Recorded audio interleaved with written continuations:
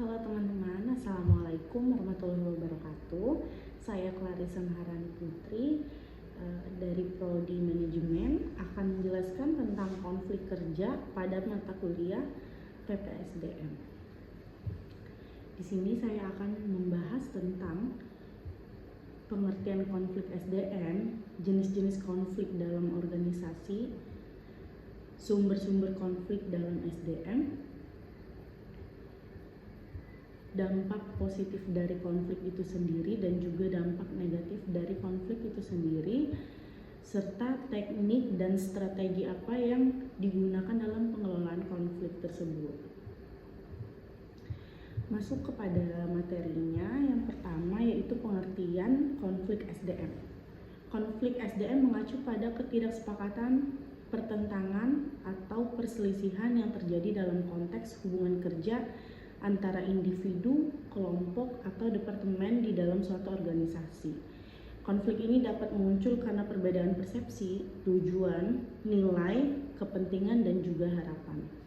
Dalam manajemen sumber daya manusia, memahami dan mengelola konflik penting untuk memastikan kesejahteraan karyawan, kohesi tim, dan produktivitas organisasi. Sebenarnya definisi konflik ini sendiri, konflik adalah proses yang dimulai ketika satu pihak merasa kesalahan, diabaikan, atau terancam oleh pihak lainnya, menghasilkan perasaan negatif dan dapat mengganggu pencapaian tujuan baik pada tingkat individu maupun kelompok. Di sini ada beberapa jenis konflik dalam organisasi. Yang pertama itu ada namanya konflik interpersonal. Konflik ini terjadi antara dua individu atau bahkan lebih dari organisasi. Penyebabnya bisa beragam, mulai dari perbedaan kepribadian, nilai, pendapat, hingga kepentingan pribadi. Contoh, misalnya nih, ada dua karyawan memiliki pendapat yang berbeda tentang cara menyelesaikan suatu tugas dalam suatu pekerjaan. Yang kedua ada konflik interpersonal, intrapersonal. Berbeda dengan konflik yang pertama, yaitu konflik ini berlangsung di dalam diri seseorang. Hal ini bisa disebabkan oleh konflik peran atau ketidaksesuaian antara harapan peran kerja dengan realitas, konflik nilai atau antara nilai pribadi dengan tuntutan pekerjaan, atau bisa dibilang dengan stres bekerja.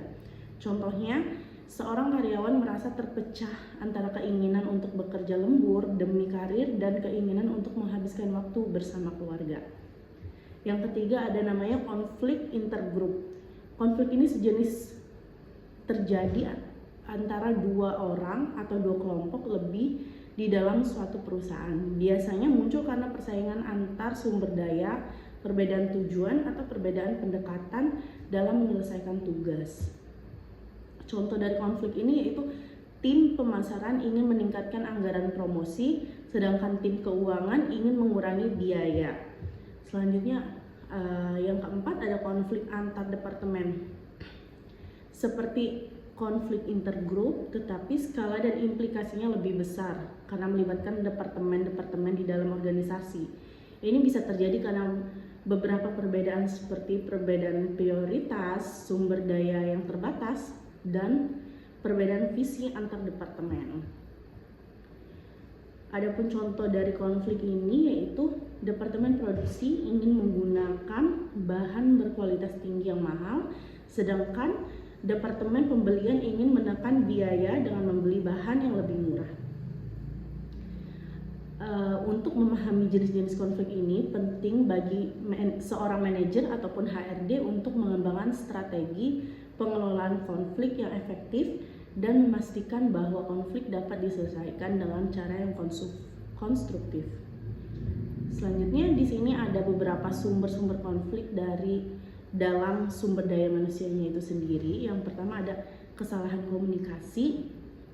Kesalahan komunikasi yang terjadi ketika konflik itu yaitu ada gangguan dalam proses penyampaian atau penerimaan informasi yang bisa mengakibatkan kesalahpahaman, ketidakjelasan, atau persepsi yang salah.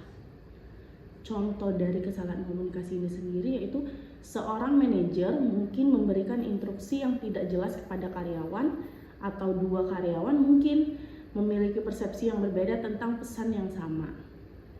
Dampak dari kesalahan ini yaitu kesalahan komunikasi dapat menyebabkan kesalahan dalam tugas, ketegangan antar karyawan, dan kebingungan dalam organisasi. Yang kedua ada namanya sumber dari kompetisi. Sumbernya itu dari kompetisi atas sumber daya yang terbatas. Definisi maksudnya ini yaitu ketika sumber daya seperti anggaran, waktu, atau tenaga kerja terbatas dan ada lebih dari satu pihak yang membutuhkannya, maka terjadilah kompetisi. Contohnya, dua departemen mungkin berkompetisi untuk mendapatkan bagian anggaran yang lebih besar. Dampak dari sumber kompetisi ini dapat memicu ketegangan, persaingan tidak sehat, dan konflik antar departemen atau karyawan. Yang ketiga adanya perbedaan persepsi, nilai, dan harapan. Maksudnya di sini setiap individu memiliki latar belakang, pengalaman, serta pandangan yang berbeda. Itu juga bisa mempengaruhi cara mereka memandang situasi atau isu tertentu. Untuk contoh dari perbedaan persepsi ini sendiri dalam suatu perusahaan yaitu misal seorang karyawan mungkin berpikir bahwa dia seharusnya mendapatkan promosi berdasarkan pengalaman, sementara rekan kerjanya mungkin berpikir bahwa kinerja saat ini lebih penting. Dampak dari perbedaan persepsi ini sendiri yaitu kesalahpahaman, ketidaksepakatan, dan juga bisa mengakibatkan konflik antar karyawan. Selanjutnya ada perubahan organisasi dan ketidakpastian. Di sini maksudnya organisasi yang sedang mengalami perubahan seperti restrukturasi, merger, atau adopsi teknologi baru seringkali menciptakan ketidakpastian. Seperti ini, karyawan mungkin merasa cemas tentang keamanan dalam pekerjaan.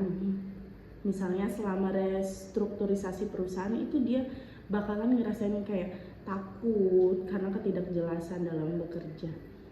Dampaknya itu ketidakpastian ini dapat memicu ketegangan, resistensi terhadap perubahan, dan konflik antar karyawan juga. Sumber yang kelima ada konflik peran dan harapan.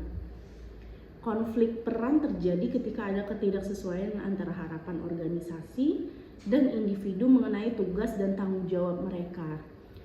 Contohnya, seorang karyawan mungkin merasa terpecah antara tuntutan pekerjaannya sebagai manajer tim dan harapannya sebagai mentor untuk anggota tim yang lebih muda.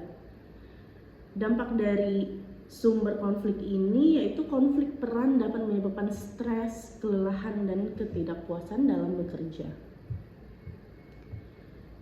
Tapi di samping itu juga konflik itu ada dampak positifnya. Dampak positifnya salah satunya pendorong inovasi. Maksudnya di sini konflik seringkali memicu diskusi dan debat yang mendalam yang pada gilirannya dapat mendorong pemikiran kreatif dan solusi inovatif.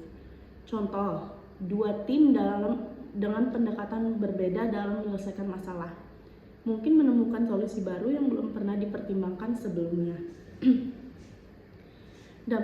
Dampak positif yang kedua yaitu klarifikasi peran. Konflik dapat mengungkapkan ketidakjelasan dalam tanggung jawab dan harapan. Kemungkinan organisasi untuk mengklarifikasi dan mendefinisikan peran dengan lebih baik. Contoh dari klarifikasi peran ini yaitu dua karyawan yang berselisih mengenai siapa yang bertanggung jawab atas tugas tertentu mungkin memicu diskusi tentang struktur peran dan tugas dalam tim.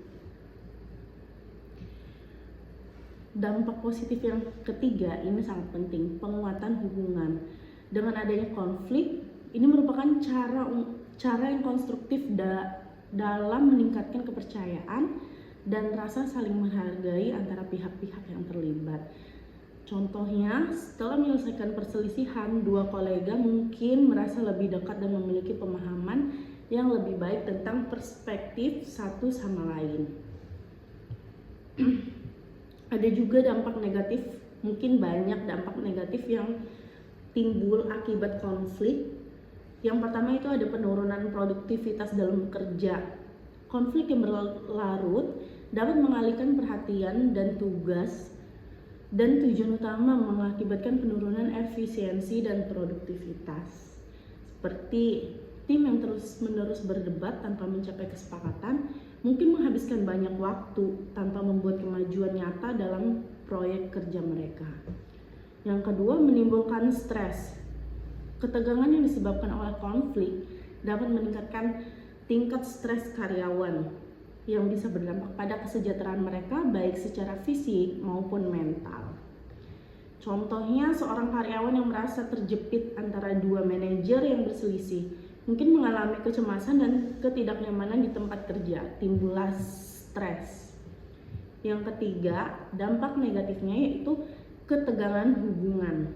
Konflik yang tidak diselesaikan dapat menyebabkan keretakan dalam hubungan kerja, menimbulkan permusuhan dan mengurangi kerjasama. Contoh, dua departemen yang memiliki konflik berkepanjangan mungkin enggan bekerja sama di proyek yang akan datang di masa depan.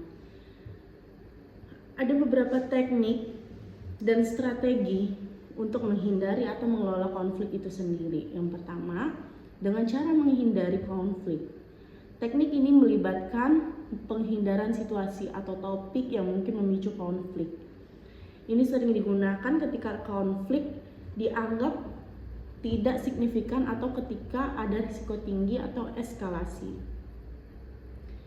Kelebihan dari strategi ini dapat mencegah ketegangan dan eskalasi konflik yang tidak perlu. Kekurangannya, masalah mendasar mungkin tidak diselesaikan dan bisa memburuk seiring waktu. Selanjutnya ada strategi yang kedua, yaitu menghadapi konflik secara langsung. Strategi ini melibatkan pengakuan dan penanganan konflik secara terbuka dan langsung untuk menemukan solusi. Kelebihan dari strategi ini yaitu dapat menghasilkan pemahaman yang lebih baik dan penyelesaian masalah jangka panjang. Kekurangannya membutuhkan keterampilan komunikasi yang baik dan kerjasama dari semua pihak yang terlibat. Penyusunan ulang organisasi itu adalah strategi yang ketiga.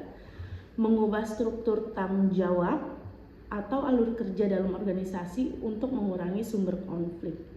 Kelebihannya dapat menghilangkan penyebab konflik struktural.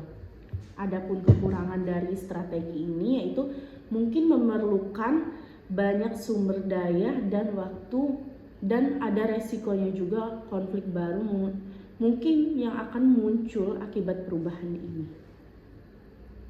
Strategi yang keempat yaitu mediasi atau fasilitasi. Memanfaatkan pihak ketiga yang netral untuk membantu pihak-pihak yang berselisih menemukan solusi. Bisa disebut dengan mediator. Mediator ini tidak mengambil keputusan tetapi memfasilitasi diskusi untuk mencapai kesepakatan. Kelebihannya dapat menghasilkan solusi yang dapat diterima oleh semua pihak, tetapi di sini juga ada kekurangannya, yaitu memerlukan pihak ketiga yang terampil dan mungkin tidak berhasil jika salah satu pihak tidak kooperatif. Selanjutnya untuk menyelesaikan konflik ini yaitu ada strategi yang terakhir namanya negosiasi. Negosiasi ini sudah terlalu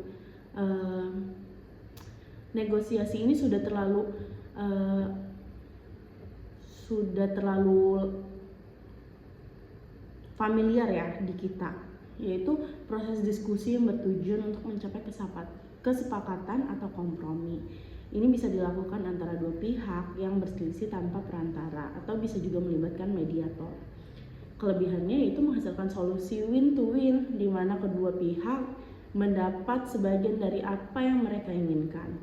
Kekurangannya, jika salah satu pihak bersikap defensif atau tidak fleksibel, negosiasi mungkin tidak akan berhasil. Sekian penjelasan dari saya perihal konflik pada suatu perusahaan. Saya ucapkan terima kasih. Wassalamualaikum warahmatullahi wabarakatuh.